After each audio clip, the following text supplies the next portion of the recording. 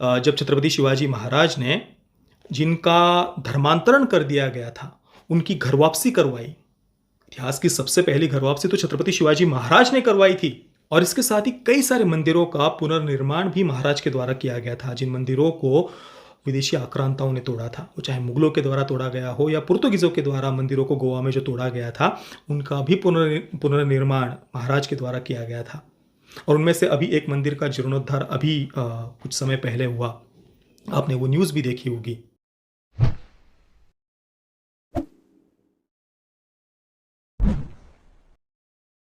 ओम नारायण नारायण नारायण नारायण। सब मित्रों को राम राम।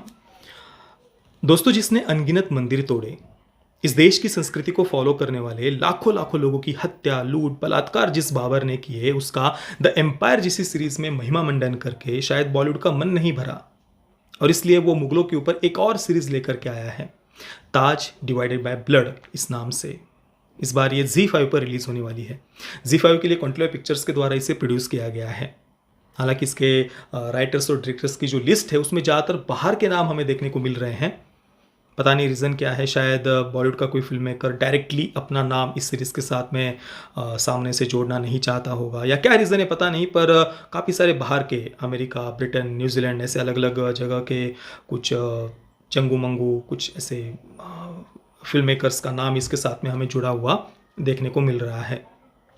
और जिस प्रकार से द एम्पायर के रिलीज़ होने से पहले कबीर खान ने एक इंटरव्यू में कहा था कि भाई मुगल भारत के असली राष्ट्र निर्माता है, तो उसी प्रकार से अभी ताज डिवाइडेड बाय ब्लड के रिलीज से पहले भी नसरुद्दीन शाह का जो मुगल प्रेम है वो फिर से एक बार जग गया है। और एक इंटरव्यू में उन्होंने मुगलों को जो विलन की तरह प्रस्तुत किया जा रहा है या मुगलों की जो निंदा हो रही है, इस बात से वे कितने व्यथित है, परेशान है, चिंतित है, दुखी है, ये उन्होंने अपनी चिंता, अपनी व्यथा को उस इंटरव्यू में व्यक्त किया है। सबसे पहले नसरुद्दीन शाह ने क्या कहा है वो आप सुनिए, फिर हम इस पर चर्चा करते हैं। Now the editorialization of Mughals, with that from being known as kings and emperors and known as invaders, villains. Yeah, which is an injustice. The trouble is people can't distinguish between the Mughals and the Turks who came before them.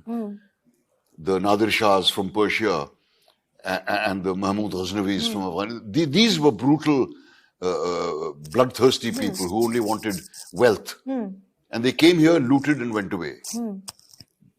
The Mughals did not do that. And so the vilification of the Mughals that is going on right now is terribly unfair. Even that of Aurangzeb. If you really study history, you'll find that Aurangzeb was not a bigot.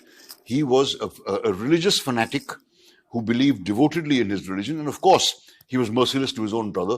Had Dara Shikoh succeeded to the throne instead of Aurangzeb, the whole of India might have been different. This seed of animosity between Hindus. The funny thing is that Aurangzeb's army was commanded by a Hindu, and Shivaji's army was commanded by a Muslim. Okay. Yeah, this is a historical fact. तो दोस्तों, यहाँ पर नसरुद्दीन शाह ने सबसे पहले कहा है कि लोग मुगल और तुर्की, पर्शियंस, इनमें फ़र्क करना नहीं जानते। जो तुर्की थे, पर्शियंस थे, जैसे कि दो नाम उन्होंने बताया, नादिर शाह और महमूद गजनवी, ये सच में कट्टर थे, क्रूर थे। हालांकि उनकी क्रूरता और कट्टरता को भी नसरुद्दीन शाह ने केवल संपत्ति लूटने तक ही सीमित रखा है। हालांकि उनका जो मुख्य उद्देश्य था भारत पर आक्रमण करने के पीछे का, वो कल्चरल जेनोसाइड था। इस देश की सभ्यता को, संस्कृति को नष्ट करना था, या मूर्ति पूजकों के विरुद्ध जो उनके मन में द्वेष भरा हुआ था, जो इस देश की सभ्यता को नष्ट करना चाहते, इसका कहीं पर भी नसरुद्दीन शाह ने कोई उल्लेख नहीं किया। और उनकी जो क्रूरता है उसे केवल संपत्ति लूटने तक सीमित रखा और कहा कि वो संपत्ति लूट कर चले गए। पर मुगल ऐसे नहीं थे। नसरुद्दीन शाह ने आगे कहा कि मुगल ऐसे नहीं थे, वो यहीं पर रहे।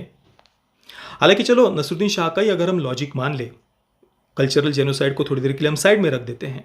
कल्पना करिए कोई एक बहुत ही संपन्न ऐसा गांव है और उस गांव पर 3-4 अलग अलग आताताइयों ने आक्रमण किया हुआ है।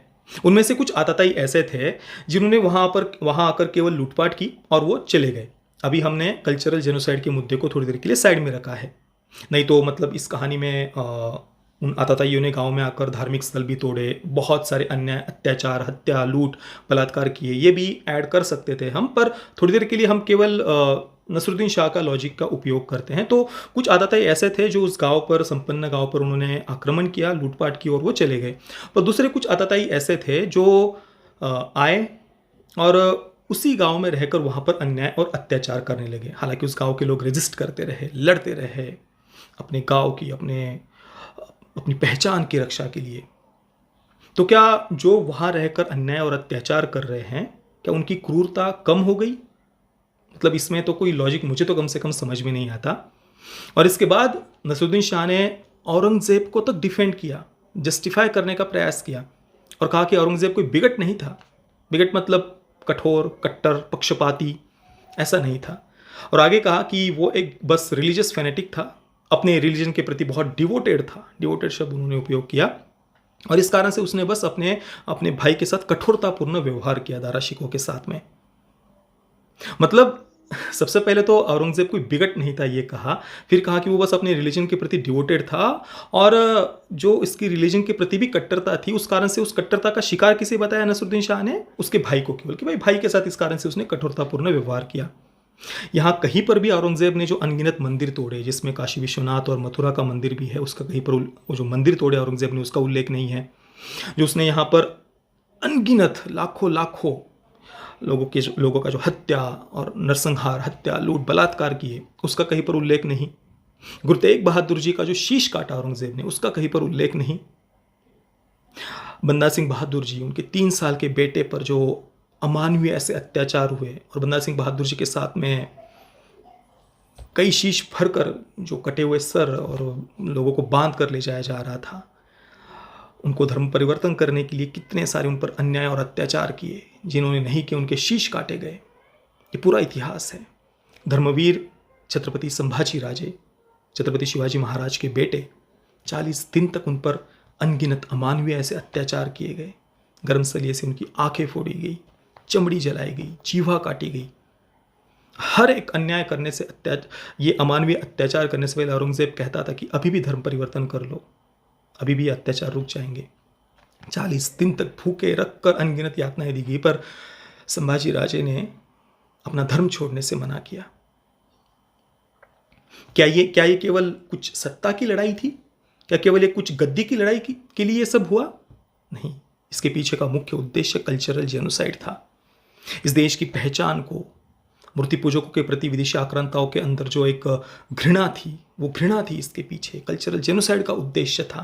पर इसका कहीं पर भी कोई उल्लेख, और ऊपर से कहना कि औरंगजेब बिगट नहीं था।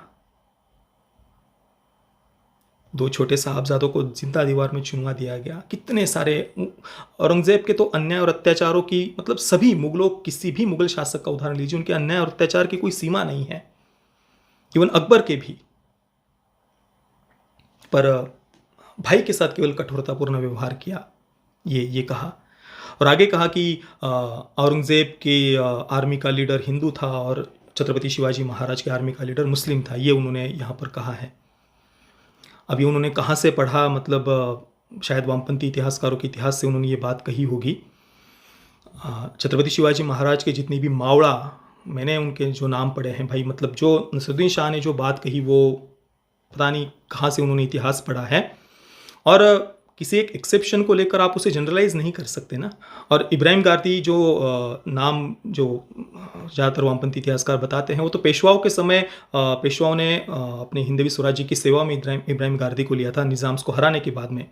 इब्राहिम गारदी निज़ाम की सेना का लीड कर रहा था। जब निज़ाम की सेना को पेशवाओं ने हराया, तब उसके बाद में अपनी हिंदवी स्वराज्य की सेवा में इब्राहिम गारदी को लिया गया था। हाँ, ये बात बिल्कुल सही है कि महाराज ने और जितने भी हमारे वीर महापुरुष हैं, उन्होंने कभी किसी पर सामने से अत्याचार नहीं किया, कभी किसी को जबरदस्ती कन्वर्ट करने का प्रयास नहीं किया, और सबके साथ एक समान उन्होंने व्यवहार किया। ये बात बिल्कुल सही है।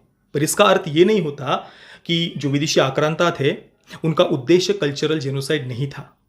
ये तो उसका अर्थ नहीं होता ना। और दूसरी तरफ इसके भी कई सारे प्रमाण हैं। जब छत्रपति शिवाजी महाराज ने, जिनका धर्मांतरण कर दिया गया था, उनकी घर वापसी करवाई। इतिहास की सबसे पहली घर वापसी तो छत्रपति शिवाजी महाराज ने करवाई थी, और इस पर मैंने पूरा एक अलग से वीडियो भी बनाया हुआ है। ये वीडियो आप अवश्य देखना। और इसके साथ ही कई सारे मंदिरों का पुनर्निर्माण भी महाराज के द्वारा किया गया था, जिन मंदिरों को विदेशी आक्रांताओं ने तोड़ा था, वो चाहे मुगलों के द्वारा तोड़ा गया हो या पुर्तगीजों के द्वारा मंदिरों को गोवा में जो तोड़ा गया था, उनका भी पुनर्निर्माण महाराज के द्वारा किया गया था। और उनमें से अभी एक मंदिर का जीर्णोद्धार अभी कुछ समय पहले हुआ। आपने वो न्यूज़ भी देखी होगी। और मैं जैसा कि मैंने कहा, कुछ एक्सेप्शंस को दिखाकर आप ये तो नहीं कह सकते ना, विदेशी आक्रांताओं को आप जस्टिफाई तो नहीं कर सकते ना। और दूसरा, औरंगज़ेब के बारे में जो कहा कि उसकी सेना को हिंदू लीड कर रहे थे, तो इसके कई सारे अलग अलग जगह पर प्रमाण मिलते हैं कि औरंगज़ेब ने कैसे कपट से ये चाल चली कि हिंदू हिंदू के अगेंस्ट कैसे लड़े। इसका कई बार उसने प्रयास किया। इसका अभी देखिए, शिव प्रताप गरुड़झेप नाम की मराठी फिल्म आई थी, उसमें इस बात को बहुत बढ़िया तरीके से स्पष्ट रूप से उल्लेख किया है कि औरंगज़ेब ने कैसे हिंदू को हिंदू के अगेंस्ट लड़ाने का प्रयास किया। मराठी फिल्म थी शिव प्रताप गरुड़झेप। संक्षेप में अगर मैं आपको बताऊं तो 1663 में औरंगज़ेब ने अपने मामा शाइस्ते खान को छत्रपति शिवाजी महाराज को समाप्त करने के लिए, हिंदवी स्वराज्य पर आक्रमण करने के लिए भेजा था। शाइस्ते खान अपनी हजारों की सेना को लेकर आगे बढ़ा। रास्ते में जो भी गांव आते गए उनको लूटते गया, वहाँ गांव के लोगों पर अनगिनत अत्याचार करते गया, अनगिनत मंदिर वो तोड़ते गया, हत्या लूट बलात्कार करते हुए। पर एक रात्रि को छत्रपति शिवाजी महाराज ने जब शाइस्ते खान पर आक्रमण किया तो शाइस्ते खान खिड़की से भागने लगा, और उस समय छत्रपति शिवाजी महाराज की तलवार से उसकी 3 उंगलियां कट गई थी। वहां से शाइस्ते खान जो भागा वो सीधा औरंगज़ेब के पास गया, और वहां से फिर औरंगज़ेब ने शाइस्ते खान को बंगाल का सूबेदार बनाकर भेज दिया था, और फिर वो आजीवन कहीं से वहां से कभी वापस नहीं आया। पर इस एक घटना से पूरे मुगल साम्राज्य की नाक कट गई थी। औरंगज़ेब तिलमिला गया था, वो समझ नहीं पा रहा था कि क्या करूं, क्योंकि औरंगज़ेब ने अभी तक अपने जितने भी उसकी सेना के जितने भी ताकतवर या जिनका सबसे ज़्यादा नाम था, उन सबको हिंदवी स्वराज्य पर आक्रमण करने के लिए भेजा था, पर कोई भी सफल नहीं हो पाया था छत्रपति शिवाजी महाराज के सामने। तब औरंगज़ेब ने ये सोचा कि अब एक ही मार्ग बचा है कि हिंदू को हम हिंदू के अगेंस्ट खड़े कर दे, और तब औरंगज़ेब ने मिर्ज़ा राजा जयसिंह को हिंदवी स्वराज्य पर आक्रमण करने के लिए भेजा। मिर्ज़ा राजा जयसिंह आए, छत्रपति शिवाजी महाराज ने उनके साथ में बात की, काफ़ी लंबी ये बात हुई। छत्रपति शिवाजी महाराज ने मिर्ज़ा राजा जयसिंह से कहा कि इस प्रकार से आपस में लड़कर कोई फ़ायदा नहीं, दिल्ली के गद्दी पर तो आपको बैठना चाहिए। महाराज ने मिर्ज़ा राजा जयसिंह से कहा कि दिल्ली के गद्दी पर तो आपको बैठना चाहिए, इस प्रकार से आपस में लड़कर क्या फ़ायदा, ये सही नहीं है। पर मिर्ज़ा राजा जयसिंह उस समय उन्हें ये बात नहीं मानी, और अंततः जब छत्रपति शिवाजी महाराज ने देखा कि इस प्रकार से आपस में लड़कर तो कोई फ़ायदा नहीं है और दूसरा कोई रास्ता भी नहीं है, तब कौटिल्य नीति के अनुसार जब युद्ध में कोई रास्ता ना बचे, कोई भी रणनीति काम ना कर रही हो, तब संधि कर लेना एक सही रणनीति होती है, सही निर्णय होता है। और उसके अनुसार फिर छत्रपति शिवाजी महाराज ने जो संधि की थी उसे पुरंदर का तह कहा जाता है। मिर्ज़ा राजा जयसिंह ने उस समय फिर कहा छत्रपति शिवाजी महाराज को आगरा आने का आमंत्रण दिया और कहा कि आपकी सुरक्षा की संपूर्ण जिम्मेदारी मेरी होगी। और फिर उन्होंने अपने बेटे राम सिंह को छत्रपति शिवाजी महाराज की सुरक्षा की जिम्मेदारी दी थी। महाराज अपने बेटे शंभू राजे, संभाजी राजे और कुछ मावड़ाओं को साथ में लेकर वे आगरा गए, पर औरंगज़ेब ने वहाँ पर कपट से छत्रपति शिवाजी महाराज को बंदी बना लिया था, और जहाँ पर उन्हें रखा गया था उसे फिदाई महल कहा जाता था। उसकी उस समय निर्माण ही चल रहा था, और वहाँ पर महाराज को बंदी बनाया गया था, और बंदी के बाहर 1000 से भी ज़्यादा मुगल सैनिकों को रखा गया था, और सब इतने काँप रहे थे, डरे हुए थे, क्योंकि महाराज के बारे में ऐसी बातें सुनी हुई थी उनके शौर्य और पराक्रम की कि सभी डर रहे थे। और उस बंदी से महाराज फिर बड़ी चतुरता के, कुशलता के साथ में वे वहाँ से मुक्त हुए थे। तो नसरुद्दीन शाह ने यहाँ पर जो कुछ भी इस इंटरव्यू में कहा उसमें दूर दूर तक भी कहीं पर भी 1% भी तथ्य दिखाई नहीं देते। और इस प्रकार से मुगलों का महिमा मंडन करना, ऊपर से औरंगज़ेब को डिफेंड करने का जो प्रयास किया है, मतलब ये सच में बहुत बहुत ज़्यादा पीड़ा देने वाला है। हालांकि इसमें कोई नई बात नहीं है, बॉलीवुड तो ये हमेशा से ही करते आया है, अपनी फिल्मों के माध्यम से विदेशी आक्रांताओं का महिमा मंडन करना। तो बॉलीवुड तो अपने एजेंडा को लेकर बिल्कुल क्लियर है, उनके मन में कोई संशय नहीं है, कोई डाउट नहीं है। उनके जिस प्रकार का लगातार कंटेंट आते जा रहा है वो देखकर तो यही लगता है। और दूसरी तरफ सम्राट पृथ्वीराज जैसी फिल्म वो बनाता भी है तो उसका भी मजाक बनाकर रख देता है, उसमें भी विदेशी आक्रांताओं के अत्याचार वो नहीं दिखा पाता खुलकर, और ऊपर से ये दिखाने का प्रयास करता है कि भाई विदेशी आक्रांताओं को भारत पर आक्रमण करने के लिए तो हमने ही आमंत्रित किया था, उसके लिए भी हमें ही दोषी बताता है। सम्राट पृथ्वीराज फिल्म में यही दिखाने का प्रयास किया ना। और सम्राट पृथ्वीराज जी को भी बस प्यार के लिए लड़ते हुए दिखाया है। पूरा फर्स्ट हाफ तो उसी पर है, अपने ससुर से लड़ रहे हैं प्यार के लिए। एक तानाजी फिल्म केवल बॉलीवुड ने इतिहास पर एक अच्छी बनाई हुई फिल्म हम उसे कह सकते हैं, बाकी तो दूसरी तरफ 99% तो उनका यही विदेशी आक्रांताओं का महिमा मंडन प्रोपेगेंडा कंटेंट ही हमें ज़्यादातर दिखाई देता है। और अभी ताज डिवाइडेड बाय ब्लड ये जो सीरीज़ आई है, इसके माध्यम से भी आप ट्रेलर अगर कोई जो कोई नया ऐसा कोई बच्चा है, युवक है, जिसे इतिहास के बारे में ज़्यादा कुछ वो जानता नहीं है, या बस पाठ्यपुस्तकों के माध्यम से मुगलों का जो महिमा मंडन उसने पढ़ा हुआ है केवल अगर वही इतना ही वो जानता है, और वो अगर ऐसा कोई बच्चा युवक ये ट्रेलर देखेगा तो उसे लगेगा कि हाँ यार, बॉलीवुड तो यहाँ पर देखो मुगल तो सत्ता के लिए आपस में लड़ रहे हैं, ये कहाँ से महिमा मंडन हुआ। फिर पर देखिए, यही तो बॉलीवुड चाहता है ना कि मुगलों का या विदेशी आक्रांता जो भी हो, मुगल हो, तुर्की हो, अफगान हो, डच हो, पोर्तुगीज हो, ब्रिटिश हो, उनका जो मुख्य उद्देश्य था कल्चरल जेनोसाइड का, उसको साइड में रखकर बस उसे एक सत्ता की, एक गद्दी की लड़ाई के रूप में दिखाना, यही तो बॉलीवुड का मुख्य उद्देश्य है ना। यहाँ तक कि महाराष्ट्र में भी कुछ ऐसे सेक्युलर राजनेता है, वो ये कहते हैं कि भाई अफजल खान भी बस ज़मीन की लड़ाई थी, बस सत्ता की वो लड़ाई थी, इसके अलावा तो और कोई उद्देश्य ही नहीं था उसका। तो यही इसके पीछे का मुख्य उद्देश्य है कि भाई ये बस सत्ता की लड़ाई थी। अब अकबर के जो 3 बेटे हैं वो बस सत्ता के लिए आपस में वो लड़ते हुए दिखाएंगे, थोड़ी बहुत उनमें काम वासना दिखा देंगे, हो गया। बाकी जो उनके द्वारा कल्चरल जेनोसाइड का प्रयास हुआ, अनगिनत अत्याचार, अन्याय, मंदिरों को तोड़ा जाना, ये सारी बातें इनको बिल्कुल जैसे ये सब बातें कुछ एग्जिस्ट ही ना करती हो, बस सत्ता का ये केवल एक संघर्ष था, यहाँ तक उसे सीमित करना।